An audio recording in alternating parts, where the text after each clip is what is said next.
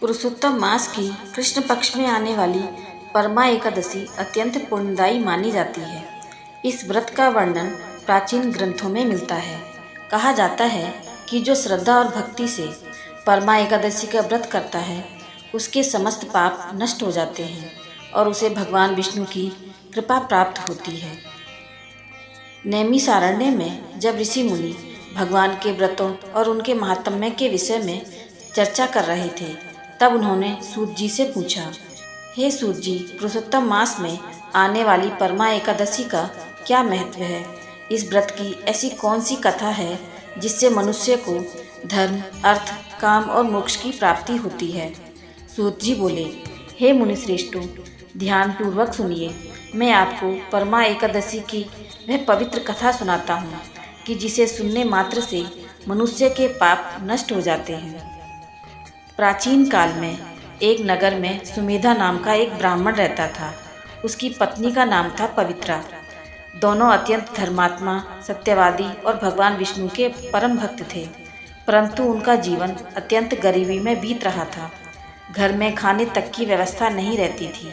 कई कई दिन ऐसे निकल जाते जब दोनों को भरपेट भोजन नहीं मिलता। फिर भी पवित्रा अपने पति की सेवा में कभी कमी नहीं करती थी। वह स्वयं भूखी रह जाती लेकिन अपने पति को पहले भोजन कराती।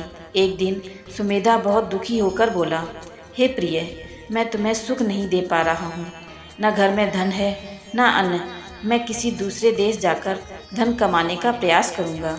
यह सुनकर पवित्रा की आंखों में आंसू आ गए। वह बोली, स्वामी, जो कुछ भी हमें मिलता है वह हमारे पूर्व जन्मों के कर्मों का फल है। यदि भाग्य में धन होता तो यहाँ भी मिल सकता था। आप मुझे छोड़कर मत जाइए। पति पत्नी का साथ ही सबसे बड़ा धन है। पत्नी की बात सुनकर सुमेधा शांत हो गया। उसने जाने का विचार त्याग दिया। समय बीतता गया। एक दिन एक तपस्वी महात्मा उनके द्वार पर आए। घर में खाने को कुछ नहीं था, फिर भी पवित्रा ने अत्यंत श्रद्धा से उनका स्वागत किया। जो थोड़ा बहुत अन्न घर में था वह सब महात्मा को अर्पित कर दिया। महात्मा उनके व्यवहार से अत्यंत प्रसन्न हुए। उन्होंने पूछा, हे देवी, तुम स्वयं इतनी निर्धन हो, फिर भी अतिथि सेवा में कोई कमी नहीं रखती। तुम्हारी क्या इच्छा है? पवित्रा ने विनम्रता से कहा, महाराज, यदि आप कृपा करें तो ऐसा उपाय बताइए जिससे हमारी दरिद्रता दूर हो जाए और हमें भगवान की कृपा प्राप्त हो। महात्मा बोले, हे सती, शीघ्र ही पुरुषोत्तम मास आने वाला है। उस मास के कृष्ण पक्ष की परमा एकादशी का व्रत अत्यंत पुण्यदायक है। तुम और तुम्हारे पति श्रद्धापूर्वक यह व्रत करो।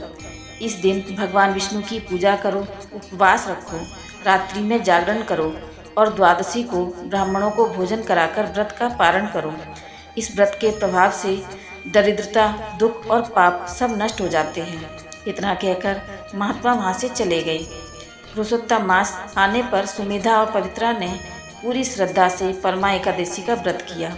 उन्होंने प्रातःकाल स्नान किया, घर को स्वच्छ किया, भगवान विष्णु का पूजन किया, दिन भर उपवास रखा, रात्रि में भजन कीर्तन करते हुए जागरण किया। दोनों के मन में केवल एक ही भावना थी, हे प्रभु, हमें धन नहीं चाहिए, केवल आपकी कृपा चाहिए। उनकी सच्ची भक्ति देखकर भगवान विष्णु अत्यंत प्रसन्न हुए। कुछ दिनों बाद उस राज्य के राजकुमार को योग्य और धर्मनिष्ठ व्यक्तियों की खोज थी। किसी ने उसे सुमेधा ब्राह्मण के विषय में बताया। राजकुमार स्वयं उसके घर पहुंचा। ब्राह्मण की विद्वता, सत्यनिष्ठता और धर्मपरायणता देखकर वह बहुत प्रभावित हुआ।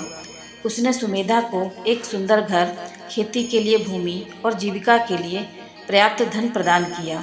धीरे धीरे उसकी सारी दरिद्रता दूर हो गई। घर में सुख, समृद्धि और सम्मान आने लगा।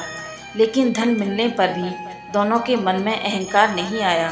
वे पहले की तरह भगवान की भक्ति और दान पुण्य में लगे रहे। कई वर्षों तक धर्मपूर्वक जीवन बिताने के बाद जब उनका शरीर छूटा, तब भगवान विष्णु के दूत उन्हें दिव्य विमान में बैठाकर वैकुंठ धाम ले गए। इस प्रकार परमा एकादशी के व्रत के प्रभाव से उन्हें इस लोक में सुख और अंत में मोक्ष की प्राप्ति हुई। सूत जी बोले, हे ऋषियों, परमा एकादशी का व्रत समस्त व्रतों में श्रेष्ठ माना गया है। जो मनुष्य श्रद्धा और भक्ति से इसका पालन करता है उसके पाप नष्ट होते हैं, दरिद्रता दूर होती है और अंत में भगवान विष्णु के धाम की प्राप्ति होती है। ऋषि मुनियों ने यह कथा सुनकर परमा एकादशी की महिमा का गुणगान किया और भगवान पुरुषोत्तम की जय जयकार की। और मिलते हैं अगली वीडियो में पुरुषोत्तम मास की एक नई कथा के साथ। हर हर महादेव।